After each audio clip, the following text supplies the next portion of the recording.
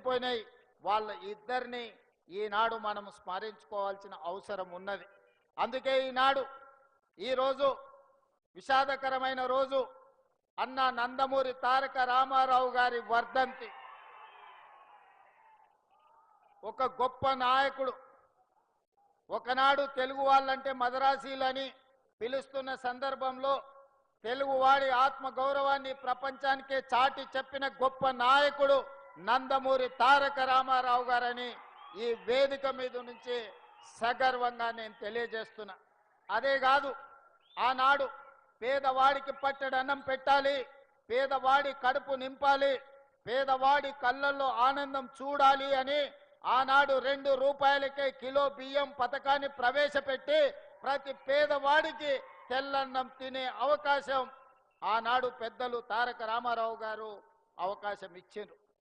ఈనాడు ఆ రోజు ఎన్టీ రామారావు గారు ప్రవేశపెట్టిన 2 రూపాయల కిలో బియ్యం పథకాన్ని ఈరోజు ఉత్తమ్ కుమార్ రెడ్డి గారు పౌర సరఫరాల శాఖ మంత్రిగా బాధ్యత చేపట్టిన తర్వాత ఈ పథకాన్ని ఇంకా వినూత్నంగా పేదలకు అందుబాటులోకి తీసుకెళ్లాలి అని దొడ్డు బియ్యం కాదు సన్న బియ్యం ఇవ్వాలి, నాణ్యమైన బియ్యం ఇవ్వడం ద్వారా ప్రతి పేదవాడి కడుపు నింపాలి అని ఈరోజు రాష్ట్రంలో 3,17,00,000 మందికి ప్రతి వ్యక్తికి 6 కిలోలు ఉచితంగా సన్న బియ్యం పథకాన్ని ప్రవేశపెట్టి ఈరోజు ప్రతి పేదవాడిని కడుపు నింపాలి, ప్రతి పేదవాడి ఆకలి తీర్చాలి అని ఈ పథకాన్ని కొనసాగిస్తున్నాం.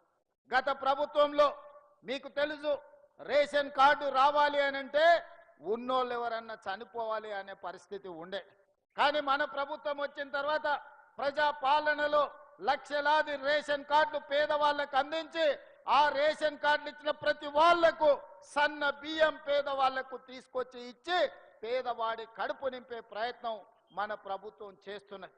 ఈ వేదిక మీద నుంచి పెద్దలు ఉత్తమ్ కుమార్ రెడ్డి గారికి నేను సూచన చేస్తున్నా, ఇంకా ఎవరైనా తెలంగాణ రాష్ట్ర నలుమూలలో రేషన్ కార్డు రాని వాళ్ళు ఎవరున్నా ప్రతి పేదవాడికి రేషన్ కార్డు ఇవ్వండి, రేషన్ కార్డు ఇచ్చిన ప్రతి వాడికి సన్న బియ్యం ఇవ్వండి.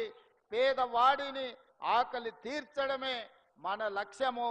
ఇదే నందమూరి తారక రామారావు గారికి ఘనమైన నివాళి అని నేను ఈ సందర్భంగా చెప్తున్నా. అదేవిధంగా మిత్రులారా, ఈ తెలంగాణ రాష్ట్రంలో నందమూరి తారక రామారావు గారికి అభిమానులు ఉన్నారు, నారా చంద్రబాబు నాయుడు గారికి సహచరులు అనుచరులు ఉన్నారు. వాళ్ళందరికీ నా విజ్ఞప్తి ఒక్కటే, ఈ తెలంగాణ రాష్ట్రంలో తెలుగుదేశం ఉండొద్దని కక్ష గట్టి ఆ పార్టీ నాయకత్వాన్ని దెబ్బతీసిన చంద్రశేఖరరావును బీఆర్ఎస్ ను సమూలంగా 100 మీటర్ల గోతి తీసి పాతి పెట్టినప్పుడే బీఆర్ఎస్ వాళ్ళు గద్దెలు దిగాలి, ఊర్లలో బీఆర్ఎస్ దిమ్మలు కూలాలి. అప్పుడే నందమూరి తారక రామారావు గారికి నిజమైన నివాళులు అర్పించిన వాళ్ళం అవుతాము. ఆ విధంగా మనము ముందుకు వెళ్లాల్సిన అవసరం ఉన్నది. బీఆర్ఎస్ ను బొందబెట్టాల్సిన బాధ్యత మన అందరి మీద ఉన్నది మిత్రులారా.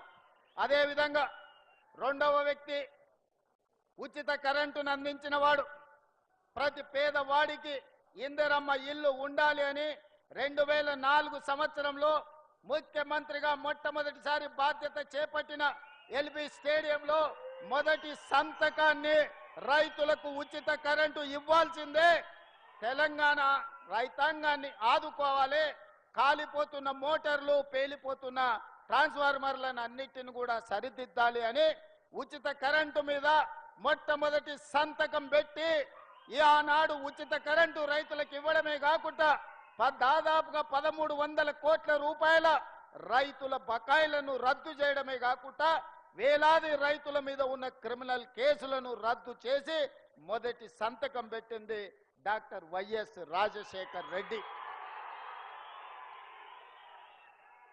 వారి స్ఫూర్తిగా ఆనాడు 7 గంటలు ఉచిత కరెంటుతో ప్రారంభమై ఈనాడు పేదలకు రైతులకు 24 గంటల వ్యవసాయానికి ఉచిత విద్యుత్తును ఇవ్వడమే కాకుండా ఈనాడు మిత్రులు బట్టి విక్రమార్క గారి శాఖలో ప్రతి పేదవాడి ఇంటికి 200 యూనిట్లు ఉచితంగా కరెంటు ఇవ్వాలని 52 లక్షల పేదల కుటుంబానికి 200 యూనిట్లు ఉచిత కరెంటు, ఈ రోజు 30 లక్షల పంపు సెట్లకు 24 గంటల ఉచిత కరెంటును ఈ రోజు మనం అమలు చేస్తున్నాం. ఆనాడు 2004 నుంచి 2014 వరకు 10 సంవత్సరాలలో ప్రతి పేదవాడికి తండాలలో, గూడాలలో, మారుమూల పల్లెల్లో ఇందిరమ్మ ఇండ్లు కట్టాలి, పేదవాడి ఆత్మ గౌరవాన్ని నిలబెట్టాలని 25 లక్షల ఇండ్లను ఆనాడు డాక్టర్ వైఎస్ రాజశేఖర రెడ్డి గారు యూపీఏ ప్రభుత్వంలో సోనియా గాంధీ గారు పేదలకు ఇండ్లు ఇచ్చారు. మరి తెలంగాణ వచ్చిన 10 సంవత్సరాలలో డబుల్ బెడ్రూమ్ ఇండ్లని మనల్ని ఊరిచ్చిండు. మీకెవరికైనా డబుల్ బెడ్రూమ్ ఇల్లు ఇచ్చిండా అని నేను అడుగుతున్నా. ఎవరికైనా వచ్చిందా?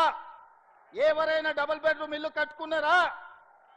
కానీ ప్రజాపాలన కాంగ్రెస్ పార్టీ అధికారంలోకి వచ్చిన మరుక్షణం మీ అభిమాన నాయకుడు పొంగులేటి శ్రీనివాసరెడ్డి గారి శాఖలో గృహ నిర్మాణ శాఖను పునరుద్ధరించి ఆనాటి ప్రభుత్వం రద్దు చేస్తే బీఆర్ఎస్ వాళ్ళు పేదోడి మీద కుట్ర చేసి పేదవాడికి ఇల్లు ఉండొద్దు, పేదవాడు ఎప్పుడు అడుక్క తినేటట్లనే ఉండాలి, వాళ్ళ మోచేతి నీళ్లు తాగాలి అన్నట్టుగా వ్యవహరిస్తే మీ అభిమాన నాయకుడు పొంగులేటి శ్రీనివాసరెడ్డి గారు గృహ నిర్మాణ శాఖ మంత్రిగా బాధ్యతలు చేపట్టి ఈరోజు మొదటి సంవత్సరంలోనే పేదవాళ్లకు ఇందిరమ్మ ఇల్లు ఇవ్వాలని 4.5 లక్షల ఇండ్లు, ప్రతి నియోజకవర్గానికి 3,500 ఇందిరమ్మ ఇండ్లు, ప్రతి పేదవాడికి ఇల్లు అనుమతి వస్తే 5 లక్షల రూపాయలు ఉచితంగా ఇవ్వాలని ఆ పథకాన్ని మీ జిల్లాలోనే, ఖమ్మం జిల్లాలోనే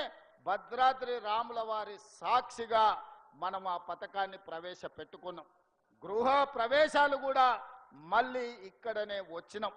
సన్న బియ్యం ఈ పథకాన్ని ఒక గిరిజనుడు ఇంట్లో నేనే స్వయంగా ఖమ్మం వచ్చి ఏ బియ్యం అయితే మనం ఉచితంగా ఇస్తున్నామో ఆ బియ్యంతోనే వడ్డిస్తే ఆ బియ్యంతోనే అన్నం ఈ ఖమ్మం జిల్లాలోనే నేను తిన్నా. ఈరోజు ఈ ఖమ్మం జిల్లాలో ఇచ్చిన ఇందిరమ్మ ఇండ్ల గృహ ప్రవేశానికి పేదవాళ్ళ కళ్ళల్లో ఆనందం చూడడానికి వచ్చి మొదటి సంవత్సరంలోనే 4.5 లక్షల ఇండ్లు పేదవాళ్లకు అందుబాటులోకి తీసుకొచ్చినాం. మళ్ళీ ఏప్రిల్ తర్వాత 2వ విడత కూడా పేదవాళ్లకు ఇందిరమ్మ ఇండ్లు ఇచ్చే బాధ్యత, ముఖ్యంగా పట్టణ ప్రాంతాలలో ఉన్న పేదలకు కూడా ఇండ్లు ఇచ్చే బాధ్యత కాంగ్రెస్ పార్టీ తీసుకుంటుంది. వాస్తవంగా 10 సంవత్సరాలు చంద్రశేఖరరావు గారి చేతికి 20 లక్షల కోట్ల రూపాయలు వచ్చినాయి. 20 లక్షల కోట్ల రూపాయలు ఎక్కడికి పోయినావో నాకు తెలియదు, కానీ ఒకవేళ ఆనాటి ప్రభుత్వం సంవత్సరానికి 2 లక్షల ఇండ్లు కట్టున్నా 10 ఏళ్లలో 20 లక్షల ఇందిరమ్మ ఇండ్లు పేదవాళ్లకు కట్టించి ఉండే అవకాశం ఉండే. డబుల్ బెడ్రూమ్ ఇండ్ల పేరు మీద పేదల్ని దగా చేసిండు తప్ప ఏ ఒక్కరికి కూడా ఇల్లు ఇవ్వలే. అందుకే ఈనాడు ప్రతి సంవత్సరం మన వెసులుబాటును బట్టి ప్రతి పేదవాడికి, చివరి పేదవాడికి కూడా ఇందిరమ్మ ఇల్లు మంజూరు చేసి ఆత్మ గౌరవంతో బ్రతికే విధంగా ఈరోజు ఇందిరమ్మ ఇండ్లను కొనసాగిస్తున్నాం. రాజశేఖర రెడ్డి గారు ప్రవేశపెట్టిన ఇందిరమ్మ ఇండ్ల పథకాన్ని ఈనాడు మన ప్రభుత్వం కొనసాగిస్తుంది.